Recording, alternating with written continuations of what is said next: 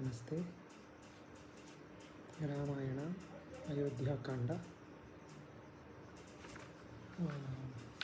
ಸಪ್ತಾದಶಾಧಿಕಶತತಮಃ ಸರ್ಗಃ. ಸೀತಾಪತಿವ್ರತ್ಯ ಪ್ರಶಂಸಾ.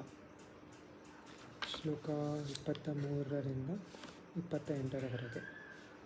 ಮೊದಲಿಗೆ ಶ್ಲೋಕ 23-24 ನೋಡೋಣ. 23ನೇ ಶ್ಲೋಕ. ಯಾಸಾಂ ಸ್ತ್ರೀಣಾಂ ಪ್ರಿಯೋ ಭರ್ತಾ ತಾಸಾಂ ಲೋಕಾ ಮಹಾದಯಾಃ ದುಶ್ಶೀಲಃ ಕಾಮವೃತ್ತೋ ವಾ ಧನೈರ್ವಾ ಪರಿವರ್ಜಿತಃ. ಯಾಸಾಂ ಸ್ತ್ರೀಣಾಂ ಪ್ರಿಯೋ ಭರ್ತಾ ತಾಸಾಂ ಲೋಕಾ ಮಹಾಮಹೋದಯಾಃ ದುಶ್ಶೀಲಃ ಕಾಮವೃತ್ತೋ ವಾ ಧನೈರ್ಪರಿವರ್ಜಿತಃ. 24ನೇ ಶ್ಲೋಕ.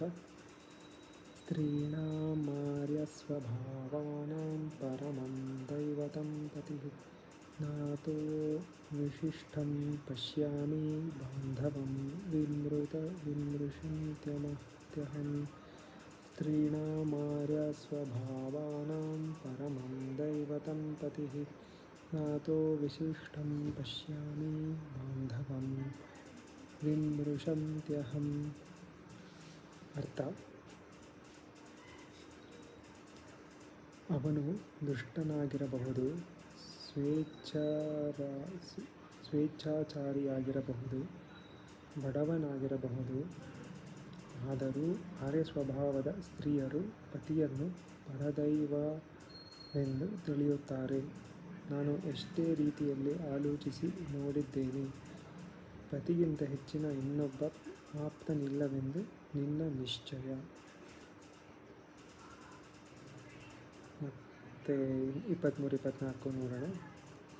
ಯಾಸಾಂ ಸ್ತ್ರೀಣಾಂ ಪ್ರಿಯೋ ಭರ್ತಾ ತಾಸಾಂ ಲೋಕಾ ಮಹೋದಯಾಃ ದುಶ್ಶೀಲಃ ಕಾಮವೃತ್ತೋ ವಾ ಧನೈರ್ವಾ ಪರಿವರ್ಜಿತಃ.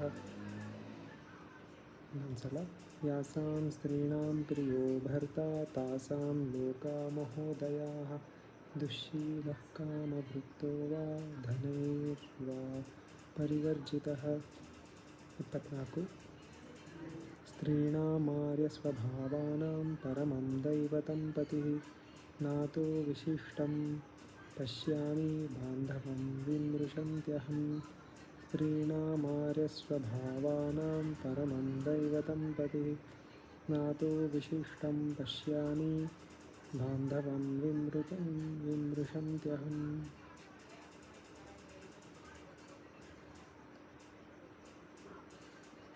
25-26 ನೋಡೋಣ. 25ನೇ ಶ್ಲೋಕ. ಸರ್ವತ್ರ ಯೋಗ್ಯಂ ವೈದೇಹಿ ತಪಃ ಕೃತಮಿವಾವ್ಯಹಂ ನ ತ್ವೇವಮವಗಚ್ಚಂತಿ ಗುಣಾ ದೋಷಮಸತ್ಸ್ತ್ರಿಯಃ.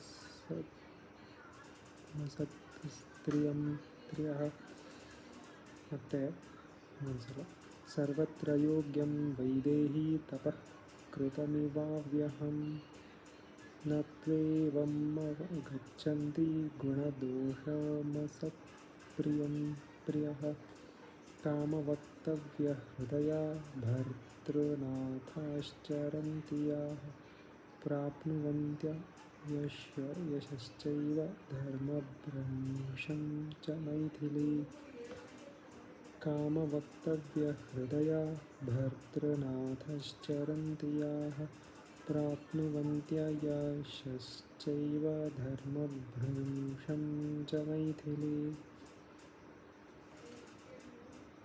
25-26ನೇ ಶ್ಲೋಕದ ಅರ್ಥಗಳು.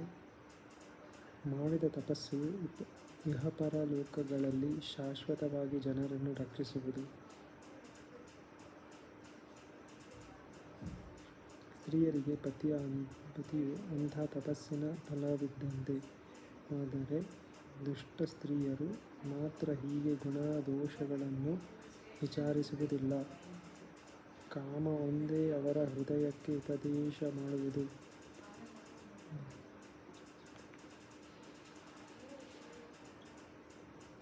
ತಮ್ಮನ್ನು ಪಾಲಿಸಿ ನೋಡಿಕೊಳ್ಳತಕ್ಕವರನ್ನು ಹುಡುಕಿಕೊಂಡು ಆ ಹೆಂಗಸರು ಅಲೆಯುತ್ತಾರೆ. ಅಂತಹ ಕೆಟ್ಟ ಹೆಂಗಸರು ಅಪಕೀರ್ತಿಯನ್ನು ಅಳೆಯುವುದಲ್ಲದೆ ಧರ್ಮಭ್ರಷ್ಟರಾಗುತ್ತಾರೆ.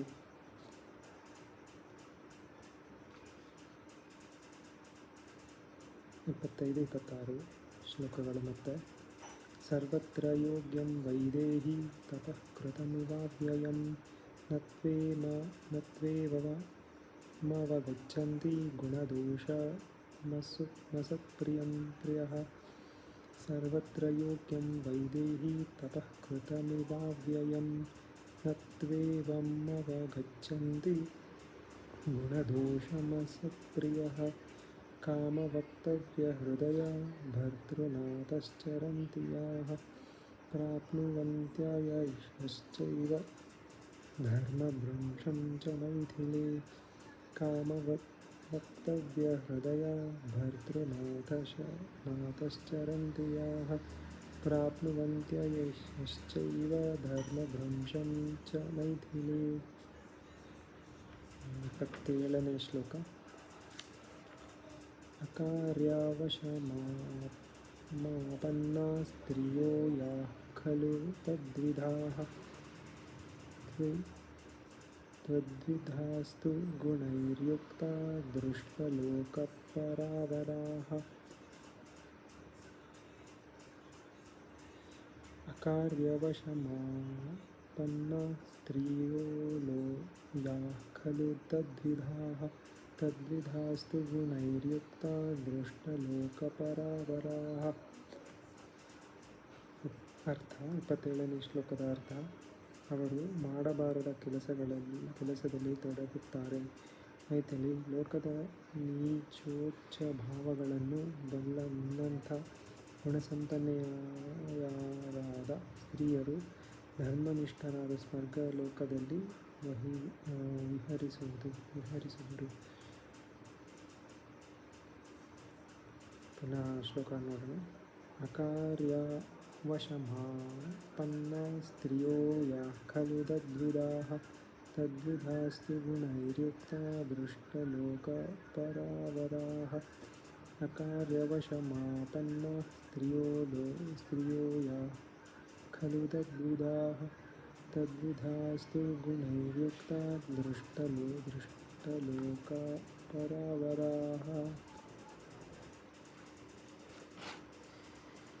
28ನೇ ಶ್ಲೋಕ. ಸ್ತ್ರಿಯಃ ಸ್ವರ್ಗೇ ಚರಿಷ್ಯಂತಿ ಯಥಾ ಧರ್ಮಕೃತಸ್ತಥಾ ತದೇವ ಮೇನಂ ತ್ವಮನುವ್ರತಸ್ಸತಿ. ಸ್ತ್ರಿಯಃ ಸ್ವರ್ಗೇ ಚರಿಷ್ಯಂತಿ ಯಥಾ ಧರ್ಮಕೃತಸ್ತಥಾ ತದೇವ ಮೇನಂ ತ್ವಮನುವ್ರತಾಸ್ಸತಿ.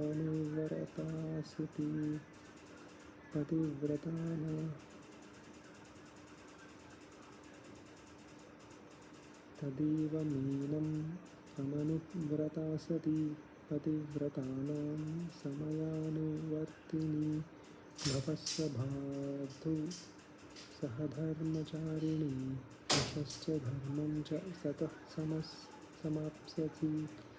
ತದೇವ ಮೇನಂ ತ್ವಮನುವ್ರತಾಸ್ಸತಿ ಪತಿವ್ರತಾನಾಂ ಸಮಯಾನುವರ್ತಿನಿ ಭವಸ್ವಭರ್ತು ಸಹಧರ್ಮಚಾರಿಣಿ ಯಶಶ್ಚ ಧರ್ಮಂ ಚ ತತಃ ಸಮಾಪ್ಸ್ಯತಿ. ಅರ್ಥ. ಆದ್ದರಿಂದ ಸೀತೆ, ನೀನು ಹೀಗೆ ನಿನ್ನ ಪತಿಯನ್ನು ಅನುವರ್ತಿಸುತ್ತಾ ಬಾಳು. ಪತಿವ್ರತೆಯರ ನಿಯಮವನ್ನು ಪಾಲಿಸುತ್ತಾ ನಿನ್ನ ಪತಿಯ ಸಹಧರ್ಮಚಾರಿಣಿಯಾಗಿರು. ಇದರಿಂದ ನಿನಗೆ ಕೀರ್ತಿಯುಂಟು, ಪುಣ್ಯವುಂಟು ಎಂದು ನುಡಿದಳು.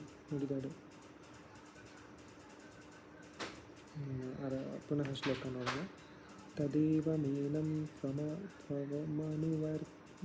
ತ್ವಮನುವ್ರತಾಸ್ಸತಿ ಪತಿವ್ರತಾನಾಂ ಸಮಯಾನುವರ್ತಿನಿ ಭವಸ್ವ ಭರ್ತು ಸಹಧರ್ಮಚಾರಿಣಿ ಯಶಶ್ಚ ಧರ್ಮಂ ಚ ತತಃ ಸಮಾಪ್ಸ್ಯಸಿ. ತದೇವ ಮೇನಂ त्वमनुव्रता सती पतिव्रतानां समयानुवर्तिनी भवस्व भर्तुः सहधर्मचारिणी यशश्च धर्मं च ततः समप्स्यसि। इति श्रीमद् रामायणे अयोध्याकाण्डे सप्तदशाधिकशततमः सर्गः। नमस्ते।